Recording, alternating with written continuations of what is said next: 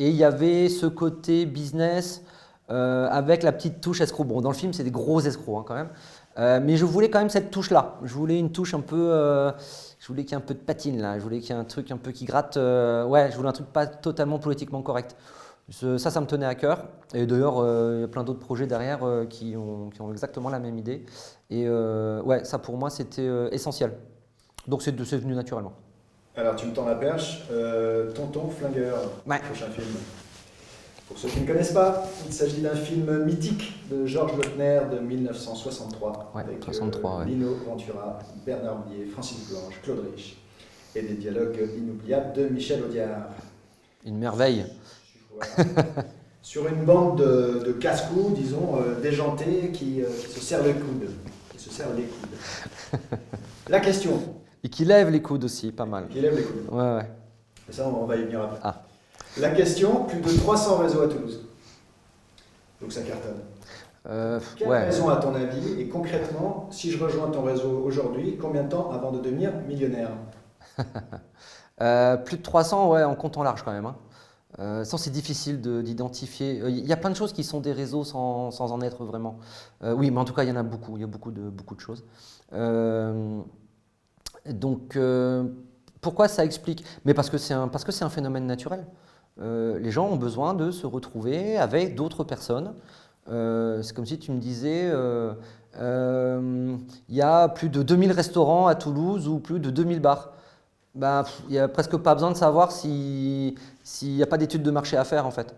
Bah oui, les gens ils aiment se retrouver, ils aiment aller boire un coup avec leurs potes, machin. Bah, au boulot c'est pareil. Les gens aiment, en plus on parle quand même souvent, même s'il n'y a pas que ça, on parle souvent d'indépendants, ne serait-ce qu'au départ. Ou même un commercial, par exemple, qui va bosser un peu tout seul, il a 10 techos dans sa boîte, lui il est un peu tout seul, donc il a quand même besoin d'une équipe, voilà, donc il y a quand même ce truc-là. Donc oui, les réseaux c'est normal, alors ça va être du réseau pro, ça va être du réseau copain, ça va être un truc sportif, ça peut être tellement de choses que oui, forcément, le réseau, qu'il y en ait autant, ça ne m'étonne pas et ça changera jamais. Je ne vois pas comment, à moins que chacun soit dans son coin. C'était en 2020, quand on a eu le confinement, dès qu'on a pu ressortir, hop là, on s'est vite retrouvés.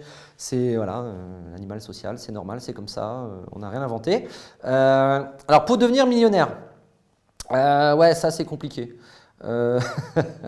Ça peut, j'en connais qui sont devenus, mais quand même pas beaucoup. C'est compliqué, le réseau est un outil parmi d'autres.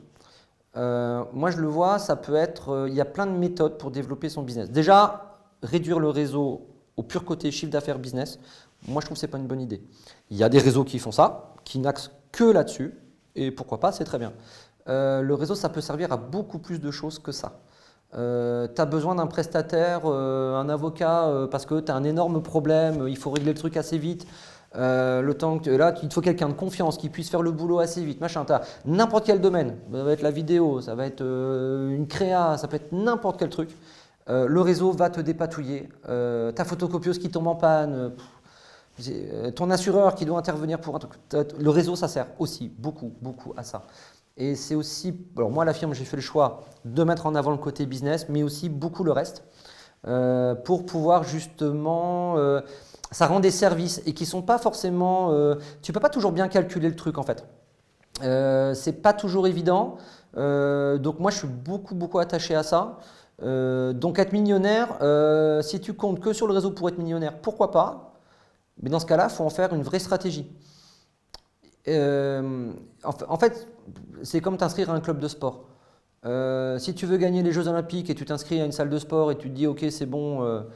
Les JO, la médaille d'or, elle est pour moi là dans 2 ans, ça ne va pas marcher en fait. Par contre, si tu en fais un mode de vie, une stratégie complète, que tout ton truc tourne autour de ça et que tu axes là-dessus parce que c'est ta force, tu sais que c'est comme ça que tu vas y arriver, ouais, peut-être, ça peut marcher complètement, mais il faut s'y consacrer par contre. Mais ça peut être d'autres méthodes. Si tu es fort en référencement naturel ou que tu as un prestat qui est super fort, tu vas être numéro 1 sur les pages Google et ça va t'amener plein de contacts entrants et tout. Ok, vas-y, super. Si tu es fort en prospection téléphonique, fais de la prospection téléphonique. Si tu es fort en réseau, fais du réseau, mais fais-le complètement. Je connais, même à la firme, des gens qui viennent et qui croient qu'en venant une fois de temps en temps, non, ça ne marche pas comme ça. Ça ne fonctionne pas, ça ne peut pas fonctionner comme ça. Et donc, il faut vraiment l'intégrer comme une stratégie à part entière, comme d'autres outils en fait. Et là, pourquoi pas? Bah ouais, ça, tu peux. C'est ton objectif d'être millionnaire, toi Ouais, hein, ok. J'ai bien compris que c'était orienté cette question. Ma question. Tu aurais dû mettre question au loup de Wall Street. J'y ai pensé. Ah ouais.